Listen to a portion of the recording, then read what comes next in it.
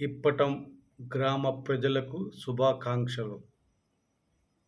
ఇన్ని రోజులకు మీరు చేసిన త్యాగానికి ప్రతిఫలం దక్కబోతుంది. మీకు మంచి రోజులొచ్చాయి. మిమ్మల్ని పవన్ కళ్యాణ్ గారు బాగా చూసుకుంటారు. ఆ నమ్మకం మీకు ఉంది, నాకు ఉంది.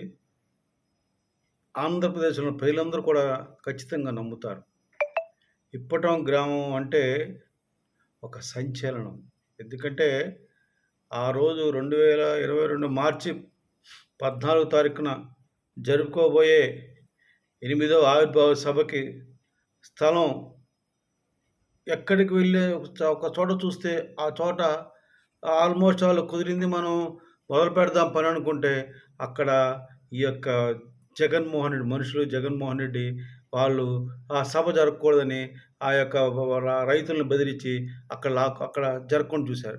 అలాగే అన్ని చోట్ల ఎన్నో చోట్ల చేశారు. కానీ ఇప్పటం గ్రామ ప్రజలు ధైర్యం చేసి ఎన్ని బెదిరింపులు ఉన్నా భయపడకుండా స్థలం ఇచ్చి జనసేన పార్టీ ఆవిర్భావ సభ బ్రహ్మాండంగా జరిగేటట్లు పవన్ కళ్యాణ్ గారికి, జనసేన పార్టీకి అండగా నిలిచారు.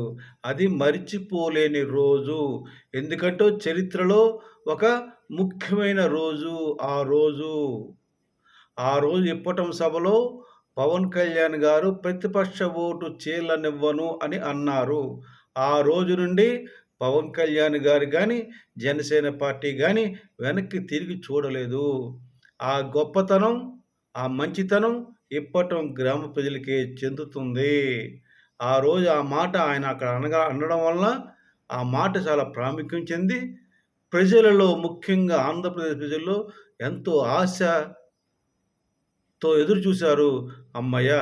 ఇప్పటికైనా సరే పవన్ కళ్యాణ్ గారు అన్నట్లు ప్రతిపక్ష ఓటు చీలకుండా ఉండి అందరూ కలిసి పోటీ చేస్తే ఈ రాక్షసుడు తొలగిపోతాడని ఒక ఆశని రేకెత్తించిన పవన్ కళ్యాణ్ గారికి ఒక్కసారి సెల్యూట్ చేస్తున్నాను.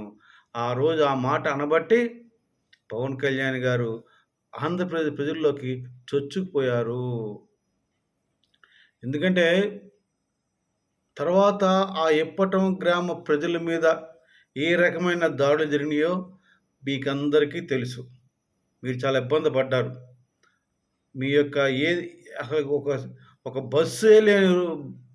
బస్సే లేదు మీ ఊరికి. కానీ 100 ఫీట్ రోడ్ వేయాలని చెప్పి మీకు నోటీస్ ఇచ్చి నటించి మీ రోడ్లు వెడల్పు చేసి మీ ఇల్లు పగలగొట్టి అది చెప్పనలవి కాదండి. అంత అంటే ఒక పాశవికంగా బిహేవ్ చేశారు. అందుకని ఈరోజు వాళ్ళు అనుభవిస్తున్నారు. వాళ్ళెంత పాశవికంగా ప్రవర్తించారో వైసీపీ పార్టీ అండ్ ఆ యొక్క మనుషులు జగన్మోహన్ రెడ్డికి, ఆ ఆళ్ళ రామకృష్ణారెడ్డికి బుద్ధి వచ్చేట్టు చేశారు. కానీ మీకు ఇక నుండి మంచి రోజులు. మీకు మంచి జరగబోతుంది. మీకు అన్నీ బాగుంటాయి. పవన్ కళ్యాణ్ గారు మీకు అండగా ఉంటారు. అక్కడ గెలిచిన లోకేష్ గారు కూడా మీకు అండగా ఉంటారని తెలియజేస్తూ, ఇంకొకసారి ఇప్పటం గ్రామ ప్రజలారా మీకు నమస్కారాలు తెలియజేస్తున్నాను. అందులో నాకన్నా చిన్నవాళ్ళు ఉండొచ్చు. కానీ మీరు చేసిన ఆ రోజు త్యాగం సభ జరిగింది కనుకే ఆ 8వ ఆవిర్భావ సభ జరిగింది చక్కగా. ఆ రోజు ధైర్యంగా పవన్ కళ్యాణ్ గారు ప్రతిపక్ష ఓటు చీలమని అన్నాడు. ఆ మాట ఈ రోజున ప్రజలకు శిరోధార్యమై అందరూ కలిసి మూకుమ్మడి దాడి చేసి జగన్మోహన్ రెడ్డిని అధపాతాళం తొక్కారని తెలియజేస్తున్నాను. జై జనసేన, భారత్ మాతా కీ జై, జై హింద్.